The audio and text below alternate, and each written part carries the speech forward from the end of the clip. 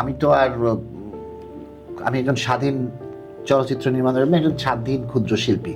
So যা বলবো, যেটা মুক্তিযুদ্ধ হচ্ছে এই দেশের, মুক্তিযুদ্ধের মধ্য দিয়ে এই দেশটা জন্ম নিয়েছে। হ্যাঁ, মানে মুক্তিযুদ্ধ ডিসেম্বরে আসতেছি আমি, জি, ডিসেম্বরের 16 তারিখ এই দেশটার জন্ম হয়েছিল, রাইট?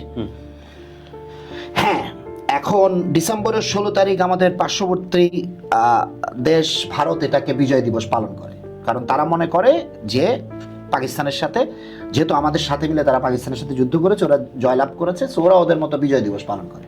আমার কাছে ভারত করুক, আজারবাইজান করুক, কাজাকিস্তান করুক, গানা করুক, কিচ্ছু আসে যায় না। আমারটা আমি সেলিব্রেট করবো না? আচ্ছা, ন্যারেটিভ কি? ওসমানী সাহেব তো এটা সাইন করেননি। আরে আমি তো জিও পলিটিক্স দিয়ে আমার দেশের ইতিহাসের সবচেয়ে বড় অর্জন, আমার জন্ম, এটাকে আমি ডিনাই করে ফেলবো? রাইট।